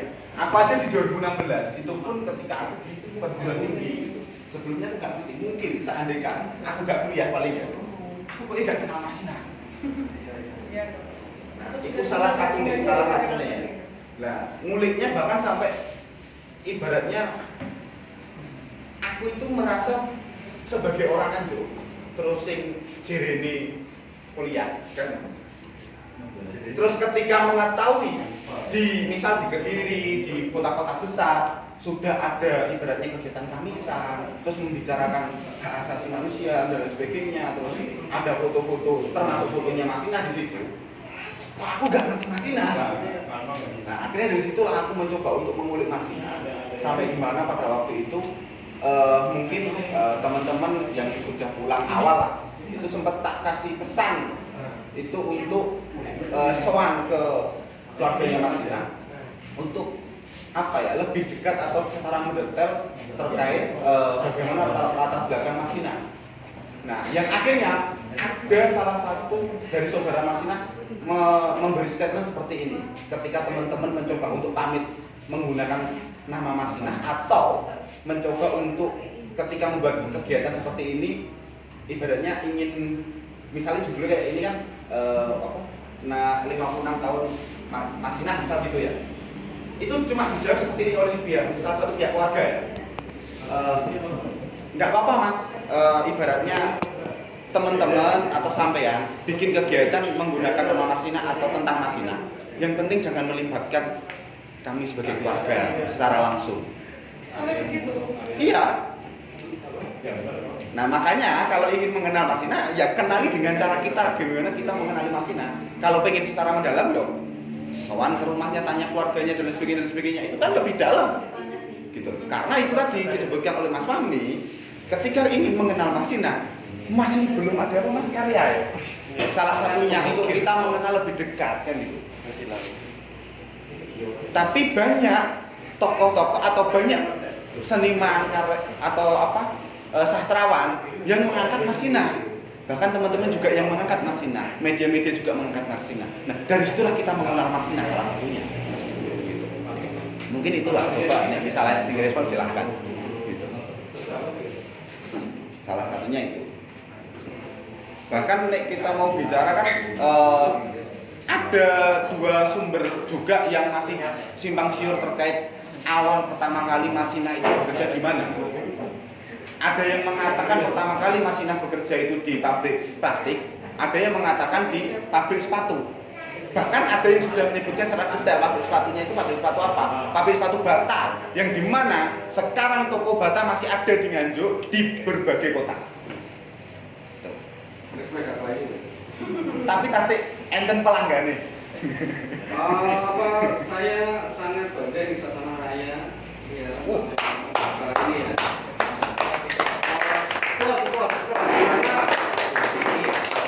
Kalau syaratnya tadi ya di bawah 35 tahun ya, bagus sekali ya. Harus jadi memaksa anak muda untuk mengkorek sejarah. Kalau syaratnya 40 tahun ke atas akan lebih banyak saksinya. Saya pribadi, usia saya 52 tahun. Saya jadi kalau bisa dikatakan pernah senafas ya di Nganjuk. Saya sudah 3 bulan di Surabaya, tapi sudah 3 awal saya kerja di Surabaya juga. Jadi katakanlah pernah senafas. Jadi kalau pengen tahu kondisinya kayak apa, jadi ngeri sekali. Sebenarnya Marsinah itu salah satu dari korbannya banyak sekali korban pribadi. Nah, sebenarnya kekuatan jurnalis kalau kita mau jujur ya, kekuatan jurnalis media massa pada saat itu bagaimana itu diulang-ulang terus. Jadi sebuah rangkaian panjang perjuangan dari semua rakyat Indonesia. Salah satunya adalah peristiwa penghilangan itu sejak zaman Orde Baru sudah banyak sekali. Sampai yang terakhir Munir nggak tahu kabarnya, Biji Kuful nggak tahu kabarnya, yang lebih modern pada nggak tahu kabarnya. Banyak sekali yang sampai sekarang sudah nggak tahu kabarnya. Saya itu senafas dengan Bimo Petrus. Bimo dulu teman saya kuliah. Teman saya kuliah. Saya Katolik, dia juga Katolik, sama-sama satu gereja. Jerman dan segala macam, saya kenal juga banyak orang. Budiman Sujatmiko itu pernah kami tidur. Jadi kalau sekarang Marsinah hidup misalnya, mungkin jadi menteri kayak Budiman Sujatmiko. Ya, kalau dia bertahan. Jadi sebenarnya ini kekuatan media bagaimana kemudian dinarasikan oleh sebagian besar. Saya pernah ikut di Musbro, waktu mahasiswa di Musbro. Suasananya terjengah. Jadi bagaimana kemudian jurnalis media berhasil mengunggah ini dari sebuah perjuangan itu berdasar sekali. Dan saya terima kasih secara pribadi dengan saya salut sekali dengan memakai tokoh beliau ya, apalagi pada saat di bawah 35 tahun saya oke sekali, semua yang menulis di sini oke sekali. Dia belajar apapun tentang Marsinah ya. Yang penting menurut saya bahwa kita nilai-nilai kembali, nilai-nilai diperjuangkan dan segala macam. Kalau bukan kita siapa lagi, tapi bagus kan syaratnya di bawah 35 tahun. Apa itu coba nanti next time misalnya khusus SMA misalnya bikin film pendek, sekarang kan zamannya film pendek misalnya tentang ini, tentang Marsinah, perjuangan buruh. Nah, ini lebih lanjut belum ada, barangkali. Nah itu. Jadi memaksa anak-anak muda, anak-anak saya itu untuk ini, ya, tahu sejarah soal Marsinah. Ya, saya pikir bagus sekali saya close Ustaz ya. Diteruskan, jadi bagus sekali teruskan. Kayak gini, jadi pada zaman dulu, Das Kapital karangannya Pramudia itu kayak dengan kalau sekarang sudah bebas kayak baca buku porno. Serius, saya punya, saya pernah Facebook sama segala macam. Punya itu udah ngeri, nggak mau dia tahu, orang nggak tahu. Pacarnya itu jangan sampai tahu. Punya karangnya Pramudia, ya, punya karangnya Pramudia. Belum Das Kapital, ya. Orang tahu Das Kapital, bapaknya tentara, Herman itu bapaknya tentara. Banyak yang bertentara, banyak yang para aktivis itu bapaknya tentara, polisi ya, sembunyi-sembunyi tidak berani. Ya, jadi kalau kayak tahu bahwa Das Kapital itu berat sekali, tidak semua orang bisa. Ya, baca karangannya Pramudia aja lah, ya, yang novel-novel itu ada. Zaman dulu nggak berani, fotokopian segala macam, ya. Baru menjelang setelah dulu nggak berani. Makanya ya, bahwa kemudian media massa pada saat itu berani, media massa Tempo dan sebagainya berani kemudian mengungkap terus-terusan itu. Jadi peristiwa pengadilan orang gila itu biasa, tetapi ketika peristiwa itu kemudian sama media massa di blow up, itu yang sebenarnya yang sukses. Ya, sampai sekarang kita nggak tahu nih kabarnya Tempo kerjaan. Iya, nggak tahu sekarang. Iya. Nah ini Marsinah yang datanya lebih detail sekalipun juga orang juga nggak tahu ya. Tetapi bahwa penghilangan orang sampai sekarang terjadi. Ini jangan lupa, sampai sekarang terjadi. Jadi kita ini ya yang sampai sekarang masih terjadi penghilangan orang segala macam dengan mungkin sekarang modusnya lebih rapi gitu segala macam. Jadi yang penting semangat dari teman-teman saudara diteruskan. Ya. Oke lah pakai Marsinah terus, tapi menurut saya selain mungkin kritiknya tadi benar ya, orang penikmat puisi kita mengejar kan, ya mungkin kalau di bentuk yang lain, film pendek atau apa segala macam. Saya sasarannya mungkin mahasiswa SMA itu mungkin bagus sekali. Tapi saya suka puisi, jadi saya menikmati dan segala macam bentuknya seperti ini dan saya sangat kagum sekali ternyata ini teman-teman muda. Karyanya macam-macam ya, tidak terpaku dalam satu aturan baku. Saya menikmati sebuah karya sendiri ya.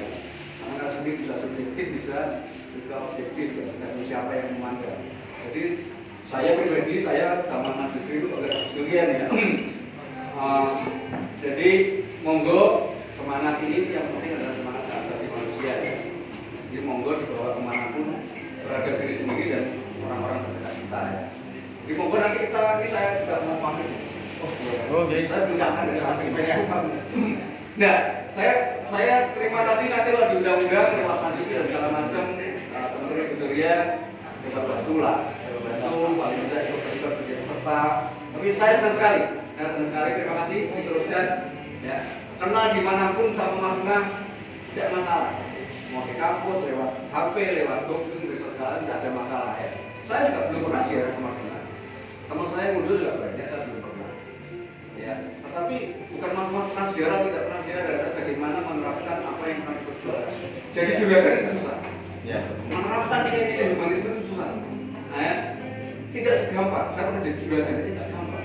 Apa yang diperjuangkan Marsinah itu adalah perjuangan kelas. Tahu nggak dengan perjuangan kelas? Banyak lagi kita ngomongnya. Ya. Tapi yang penting adalah dengan menghargai diri dan menghargai orang-orang mereka itu yang paling penting. Ya.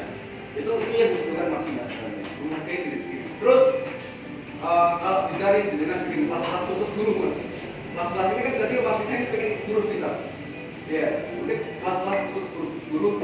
Kali ini kita ini jadi tadi ngomong kita mau jadi negara kota industrialis ya. Mungkin perlu lah kelas-kelas khusus guru ya. Guru-guru yang sekarang ini kan maunya kan mau jadi kelas menengah semuanya. Tetapi apakah sadar dengan perjuangan perjuangannya? Ya, apakah itu jadi? Tapi kan nanti kalau kelas-kelas gurunya mungkin lebih menarik. Mungkin ya sambil karena setahu saya juga zaman dulu juga ngajak ibu-guru itu kalau nggak ada iming-imingin juga nggak bisa juga. Ya, tapi mungkin sekarang ada media sosial bukan. Jadi sekali lagi terima kasih. Saya boleh hadir, boleh bicara di sini. Terus semangat. Saya pribadi dan teman-teman sekalian Nganjuk coba agak bantu lah ini posting kalau dengan saya kami kan suatu bagi baiknya ada kegiatan terus terima kasih yang matur nuwun. Saya izin ya. Ini dikulik dulu. Oke, monggo Mas. Atau dikulik lagi? Kan di Oh iya. Terima kasih untuk ya. Terima kasih ya.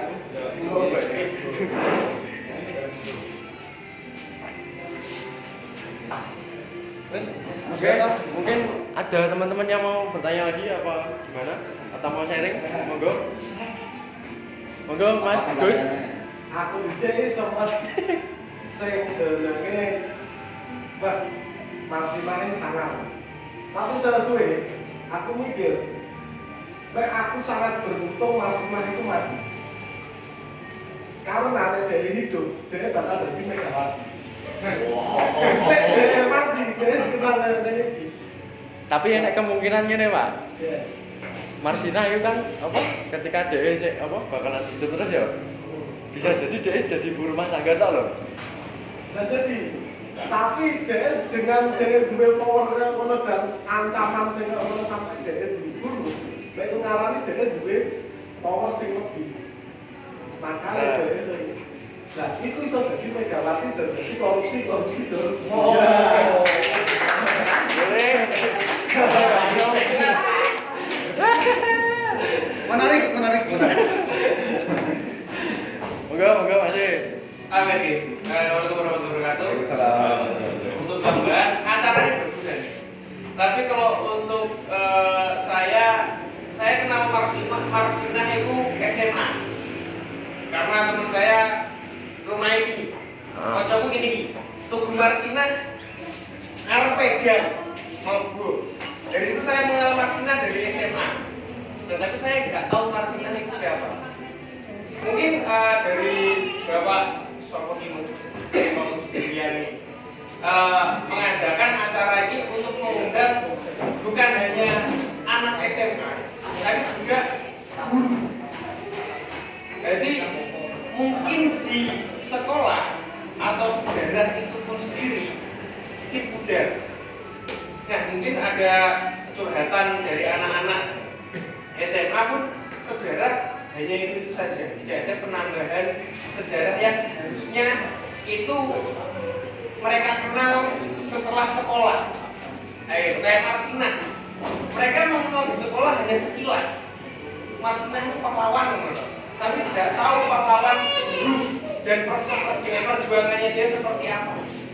Mungkin forum ini bisa ditambahkan ke guru atau ke siswa. Khususnya Nganjuk, karena kan Nganjuk kotanya Marsinah.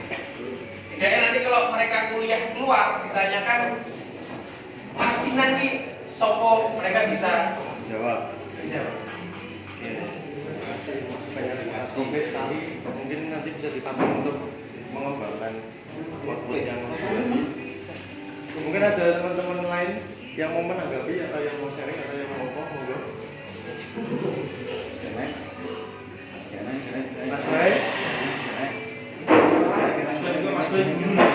Mas Baik sebagai guru mungkin bisa menanggapi dari pertanyaan yang barusan tadi. Kalau saya mau menanggapi, acaranya diulang lagi bisa saya baru datang. Salahmu telat. Iya. Ana yang rumah rekaman itu. Direkam. Saya boleh menanggapi. Oke. Kebetulan saya guru di salah satu SMA di Nganjuk. Jadi ketika dia dulu kalau misalnya Marsinah pengen dimasukin sekolah nih di SMA, urgensinya apa dulu? Urgensinya. Kalau memang di kurikulum kan tidak semerta kan kita harus namanya ada CP, ada ATP dan sebagainya. Kalau Marsinah itu mungkin lebih cocoknya itu dia masuk di perkuliahan. Apalagi yang jurusannya di politik, hukum dan sebagainya. Kalau di anak SMA, mayoritas itu pengenalan tentang pergerakan Indonesia setelah merdeka. Tapi kalau misalnya sejarah itu opsional, kalau misalnya mau memperkenalkan sedikit bisa. Tapi kalau mungkin dimasukin ke kurikulum kayaknya itu dari keputusan Kemendikbud. Tidak, saya tidak sampai kulit dulu. Maksudnya acara ini mengundang anak SMA atau gurunya. Karena kan saya sudah menyadari sebelumnya, karena kurikulum di sekolah itu sudah tidak ada Marsinah. Bukan tidak ada, tidak mengenal begitu dalam. Makanya untuk acara ini diundanglah dari guru atau siswa. Gitu. Jadi saya tidak menyentil lembaga sekolah. Saya menyentil acara ini untuk mengundang biar anak-anak sekolah itu bisa lebih mengenal. Kalau mungkin saya sedikit menambahkan, mungkin bisa yang mungkin dari desa Sanaraya untuk sosialisasi tidak apa-apa di sekolah. Kan kadang ada sekolah memiliki beberapa kayak agenda tersendiri di kegiatan awal tahun atau apa, silakan monggo, setiap sekolah itu pasti terbuka. Kalau ingin mengajukan proposal, mengisi sosialisasi, sekolah itu biasanya mengizinkan, baik sekolah negeri maupun sekolah swasta. Jadi kalau misalnya kita kadang kan mengundang guru, kadang mengundang siswa, kadang kita nggak tahu antusiasnya, anemanya itu seperti apa. Gimana kalau misalnya saya saran aja kita yang istilahnya menjemput bola, yang datang bola, bukan kita sorry diri sendiri rayanya. Gitu. Kita nggak apa-apa loh.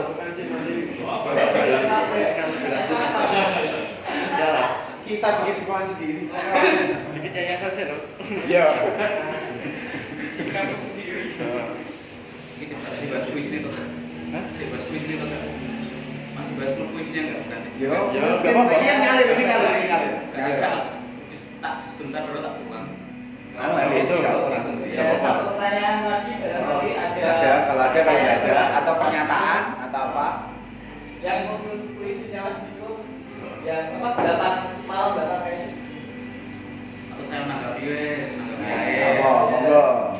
Saya rasa nggak ada urgensinya mas diajarkan atau dikenalkan oleh anak ASEP. Pak, kalau ini berkontradiksi dengan diskusi pada malam hari, soal siang hari ini kenapa? Sama itu acara saya main apa mas saya, ayo, saya mau coba buku ya. Ayolah, sama kenal dengan cara apa? Puisi. Capek. Ngajak ngopi, ngomongin Martina ini. Gak enak sih. Mas. Aku merinding kok. Ngapa kan ketemu aku, naik saking geramnya aku. Kalau Argentina, saya senang. Caplian lanjut guys. Oh enak, mas sangat bilang lagi. Tipo. SSC-ku ya. S2 ini masih enggak atas mas.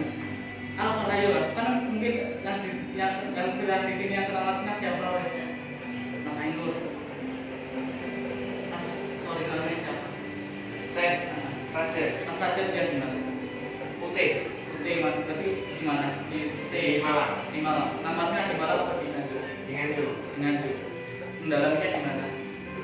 Di Google itu. Di Pas, Nganjuk. pas usia berapa? SMA. SMA. Apa mencari sendiri atau dikasih tahu? Mencari sendiri. Kesadaran. Ya, karena kan saya jelaskan karena teman saya Berarti kan kesadaran, kedekatan. Saya bisa, misal sekarang agensinya apa misalnya saya mengatakan, misal diajarkan, hampir nggak ada. Apakah mas? Untuk agar anak SMA setelah dia lulus dari SMA tidak bekerja di pabrik menjadi opsi. Nah, ya kan? Bener. Dia harus lebih memprioritaskan kuliah. Ini sih, kena pabrik dan kerja itu udah harus ke saya loh. Mau kerja udah harus ke saya loh. kayak apa? Kalau saya Sorone kerja di pabrik. Iya, aku tak ngerti ngomong piye, tapi harus ke saya. Masa aku kan tidak kerja sih, nggak iso malah mau kemana ya. Aku dari pabrik dengan jualan itu sudah ngerti lah. Jalan pabrik itu kan, aku juga ngerti. Bisa menanggapi dengan tahu. mohon maaf ya. Dari Bapak Gus Durian tadi ini kan bilang untuk memasukkan ke SMA. Dan zaman sekarang itu yang lebih viral untuk dilombakan itu bukan hanya puisi. Jadi kan menambahkan kan. Ketiknya harus nanya tokohnya. Saya tokohnya. Misalkan nanti Bapak Gus Durian saya, nanti saya manut pendapat Pak Gus Durian. Nah, itu saya tadi dari tambahkan Pak. Pendapatnya kalian piye? Ayolah. Emang mengutip di ada satu berita aja disampaikan. Iya kan? Argumen kalian dewe. Agensinya apa saya kemarin? Sampai mungkin sama umur sama mas. Saya ini, saya ingin sama saya ayolah. Ayolah, sama nih sekomoran, dia pasal sekomoran nih kok. Rame gak sih pengennya? Kenal Martina aku bilang kan? Ayo, aku bertanya ini. Jadi bisa nanggep ya, aku cuma bisa nanggep itu ya. SMA Balayan misalnya. Yang kuliah para tahun. Karena mana kabrik, sopo saya ngomong kabrik. Ada. Ayo. Jadi sorry loh, produk kontradiksi, produk terbalik pendapat kalian cuman menurutku memang belum ada urgensi. Oke, boleh. Sesi apa? Ditutup sih pakai sesi menyerang. Mungkin kita tutup dulu untuk sesi ini. Kita lanjut ke pembagian ini ya. Bagian surprise. Serius. Ya, mungkin saat ini tutup ya. Apa Ayo, statement terakhir saja. Itu gue lagi diskusi los ya. Intinya sebelum ini ditutup, aku mau bilang, nih kan tadi aku tuh keinget gara-gara Mbak tadi ngomong nih, saya bukan bagian dari buruh kan gitu. Ternyata pernah sempat menjadi buruh pabrik juga. Ini statement yang mungkin tepat bagi kita semua ya. Kita adalah buruh selama kita masih belum punya perusahaan atau usahanya sendiri. Itu mungkin dari saya. Terima kasih. Nenek salah kata. Yes. Makasih setelah sudah mengadakan acara yang ini. Mas Mas Lamija, Teko, Mas. Terima kasih. Baik. Matur nuwun. Terima kasih. Koyo wis minta kasih piye? Anek gak yang penting jerone nek gak. Elek wis sampe. Wes. Mungkin ini poin-poin sing tak rangkum ya dari tadi. Sing pertama adalah refleksi bahwasannya Marsina adalah pejuang hak asasi. Terus kemudian kasusnya sampai sekarang belum terpecahkan dan apa tadi sing gue singgung soal senjata ya, soal senjata itu yo kita tahu sendiri bahwa sana yang mempunyai senjata itu adalah orang-orang yang tertentu. Indikasinya ya aparat lah. Terus kemudian apakah jadi ini pertanyaanku pribadi sih kepada ya mungkin teman-teman sing ada di sini. Apakah kita ke depannya juga akan kembali lagi ke hal yang seperti itu dengan disahkannya yang RUU kemarin itu? Ya itu mungkin kita bisa jawab nantilah ya pas. Terus kemudian dari Mas Fahmi ada catatan sebagai Marsina sebagai bentuk simbol perjuangan dan lain-lain. Terus kemudian juga punya pemikiran yang cukup sedikit berbahaya mungkin untuk masyarakat umum ya, karena dia sih membaca ajas kapital dan lain-lain. Terus ya mungkin itu aja catatan hari ini. Mungkin waktu dan tempat saya kembalikan kepada Mas Lamija sebagai MC. Terima kasih. Assalamualaikum warahmatullahi wabarakatuh. Rahayu, rahayu, rahayu. Assalamualaikum warahmatullahi wabarakatuh. Ya, terima kasih buat teman-teman yang sudah sampai ceritakan sampai berapa jam ya? Satu setengah jam. 2 jam. Aslinya saya panas sih. Oh. Saya pengen terus. Ya mungkin iki kok ditutup dulu terus lanjut ngobrol-ngobrol santai sing nanti bisa ya setelah ditutup ini bisa lanjut ngobrol. Sebelumnya saya juga saya ingin menyampaikan banyak terima kasih buat yang pertama teman-teman dari panitia dan pemantik atau pengantar tadi yang sudah bersedia mengikhlaskan waktunya di siang hari ini dan membagikan pemahamannya. Vira yang sudah capek-capek menyiapkan acara ini. Kayak singkat jawab Vira kali. Menekan lapor.